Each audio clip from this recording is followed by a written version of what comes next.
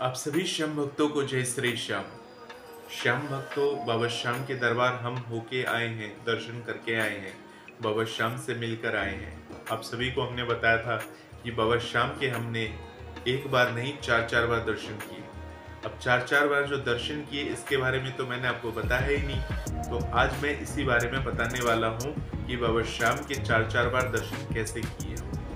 देखिए श्याम भक्तों, एक बार तो आप सभी को दर्शन हमने कराया। पहली बार जब हम लाइन में प्रवेश किए गुलाब का फूल लेके, तो वहाँ सिक्योरिटी गार्ड था। सिक्योरिटी गार्ड ने गुलाब का फूल ले लिया कि गुलाब वाले फूल इसलिए नहीं लेने जाने देते क्योंकि वहाँ पर अगर आप गुलाब वाले जो फूल है वो मंदिर में जब लेके जाते हो, गुलाब का जो लंबे डंडे के साथ जो फूल होता है उसके अंदर लगे रहते हैं कांटे।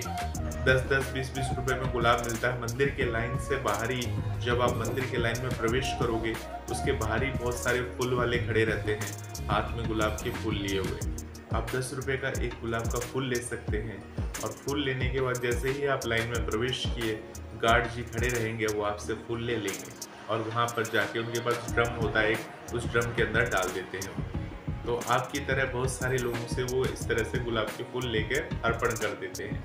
अब आप दुखी हो जाते हैं कि हमने बाबा श्याम के लिए फूल इतने मन से लिया, बाबा श्याम को दूर से दिखाना था परंतु दिखा नहीं पाए। चिंतित हो जाते हैं और चिंतित मन से लाइन में आगे चले जाते हैं। आप कर भी क्या सकते हो, क्योंकि उनकी तो ड्यूटी है, उन्हें ऐसा बोला गया है कि भाई फूल लेके इसी ड्रम में डाल देना है। अब मैं आपको बताऊंगा कि उनको ऐसा क्यों बोला गया है।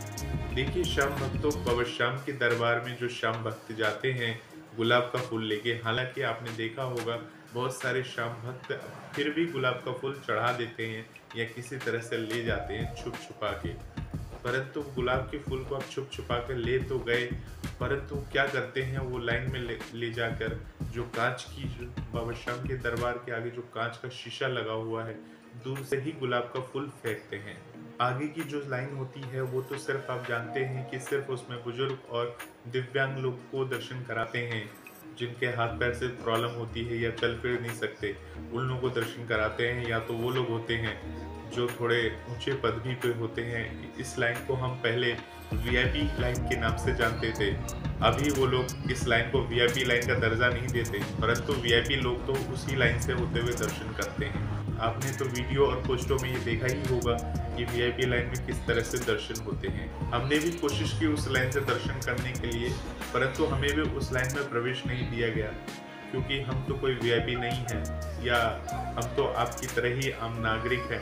हम देखना चाहते थे कि वहाँ से दर्शन हो कर पाएंगे कि नहीं कर पाएंगे, परंतु हमें पीछे वाली लाइन से ही हमने दर्शन किए। तो देखिए, मैं बात कर रहा था गुलाब के फूल का। तो श्याम भक्त क्या करते हैं, लाइन में से होते हुए उस गुलाब के फूल को लेकर फेंक देते हैं जोर से। बाबा श्याम को दिखाया और श्याम को दिखाने के बाद जोर से फेंकते हैं। और जोर से फेंकने के बाद इतनी जोर से फेंकते हैं कि वो गुलाब का फूल क्या होता है, अगर आगे वाली लाइन में लगे हैं तो शीशे के ऊपर से वो अंदर में जाके गिरता है। मतलब जो मंदिर का जो गर्भगृह है उसके अंदर वो गुलाब का फूल डंडे सहित गिरता है और डंडे के अंदर होता है कांटे। तो कभी कभी क्या होते हैं, पुजारीगण जो पूजा कराते हैं या आरती कर रहे होते हैं, तो वो जो गुलाब की जो डंडल होती है उसमें लगे होते हैं कांटे। मान लीजिए अगर वहाँ पर सेवादार वगैरह आते हैं, घूमते हैं, किसी के पैर में वो कांटे चुभ गए तो फिर दिक्कत की बात आती है। तो इसी कारण से क्या होता है, वो गुलाब के फूल जब एंट्री होती है आपकी दर्शन के लिए वहीं पर जमा करवा लिया जाता है। परंतु बहुत सारे श्याम भक्त ऐसे होते हैं जो दूर की लाइन में लगते हैं, नीचे की लाइन से दूर में लगते हैं, फिर भी गुलाब के फूल फेंकते हैं। अब वो गुलाब का जो फूल होता है वो किसी न किसी लाइन में ही जाके बीच में गिर जाता है। तो क्या होता है, जब लाइन के बीच में वो गुलाब का फूल गिरेगा तो कोई श्याम भक्त उसी लाइन से होते हुए बाहर की तरफ जाएगा, तो उसमें क्या होगा, उसके पैर में वो कांटा अगर होगा उसके अंदर तो जरूर चुभेगा। आप भी जानते हैं ये बात। पहले तो बाबा श्याम के भक्त इत्र ही फेंकते थे, परंतु गुलाब के फूल तो इस तरह से फेंकते हैं कि बाबा श्याम उसको ग्रहण कर ही लेंगे। तो कहीं ना कहीं हम लोग खुद ही जिम्मेदार हैं, जिसके कारण से मंदिर कमेटी को ये फैसला लेना पड़ा गुलाब के फूल को अंदर ना लेके हम जा सके और वो एंट्री गेट पे ही जमा हो जाए। तो श्याम भक्तों, अगर बाबा श्याम से आप इसे प्रेम करते हो और बाबा श्याम को मानते हो, तो बाबा श्याम को पुष्प अर्पण करना चाहते हो, तो अपने मन के भावों से, अपने मन की आंखों से बाबा श्याम को पुष्प और अश्रु अर्पण करिए, जिससे बाबा श्याम स्वीकार करते हैं। ये ध्यान में रखें। अब हम आपको बता दें कि हमने 4 बार दर्शन कैसे किए। तो श्याम भक्तों, जिस प्रकार से हम लाइन में लगे और आपको हमने लाइव वीडियो दिखाया, बाबा श्याम के दर्शन भी कराए, क्योंकि उस दिन काफ़ी भीड़ कम थी, इसलिए गार्ड वगैरह थोड़े कम थे, तो उस दिन आराम से आपको लाइव दर्शन हमने करा दिए। परंतु क्या हुआ, जब आपको लाइव दर्शन कराते हैं हम, तो उस समय सारा ध्यान केंद्रित होता है फ़ोन के ऊपर कि फ़ोन में बाबा श्याम के दर्शन आपको हुए या नहीं हुए।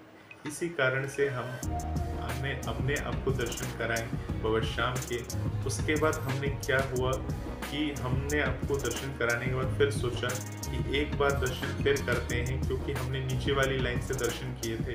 उसके बाद बालाजी महाराज जो हैं, वो तो जो 13 सीढ़ियाँ हैं, 13 सीढ़ियाँ तो अब नहीं है। खैर, जिस लाइन से हम पहले दर्शन करते थे बाबा की, सिंह द्वार का जो दर्शन होते हैं, सिंह द्वार से जो दर्शन होते थे ऊंचाई से, तो वहाँ से क्या है, अगर आप निकलते हैं तो गोपीनाथ जी के दर्शन होते हैं और बालाजी महाराज के दर्शन होते हैं। तो एक तरफ से निकलेंगे तो गोपीनाथ जी के दर्शन करते हुए बाहर की तरफ आ जाते हैं, और दूसरे से निकलेंगे तो बालाजी के दर्शन करते हुए बाहर की तरफ आ जाते हैं।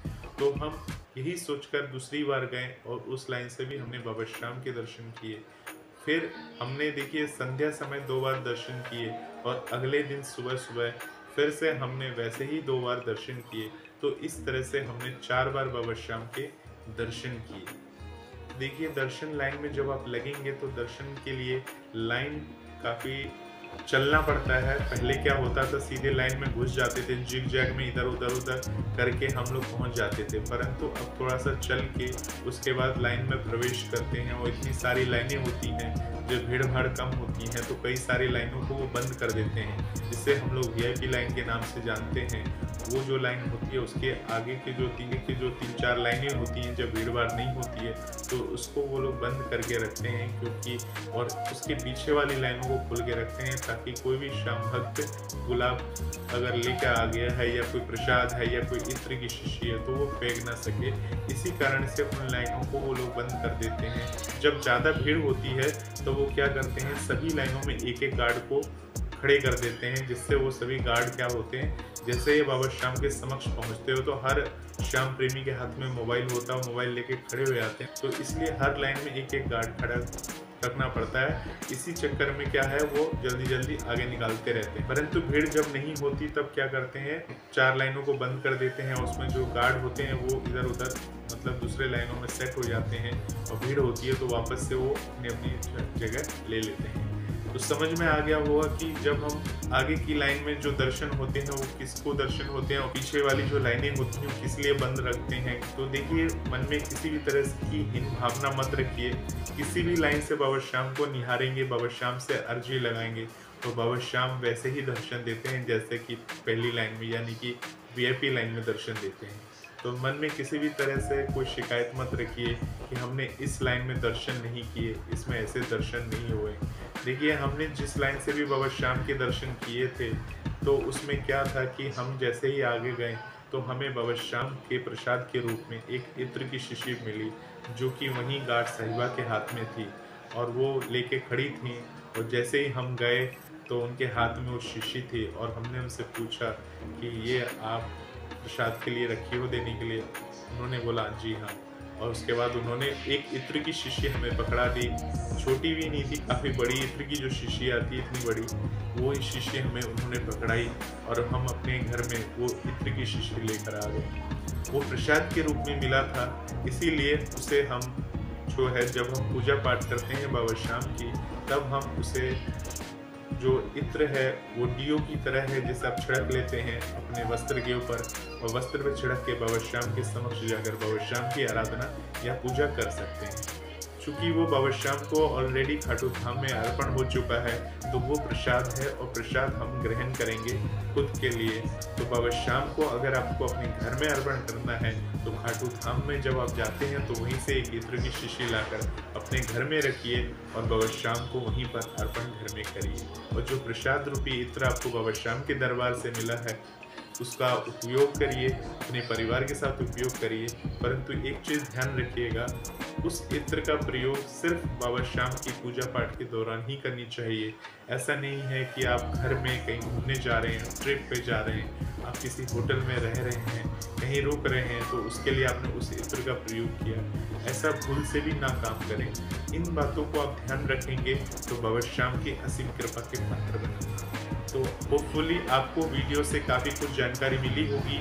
ऐसे ही वीडियो इस चैनल पर आते रहते हैं बाबा श्याम से जुड़ी हुई। मैं हूँ श्याम जी का लाडला सोनू, और आपको इसी प्रकार से वीडियो देखने के लिए इस चैनल के साथ बने रहें। तब तक के लिए आप सभी श्याम भक्तों को जय श्री श्याम।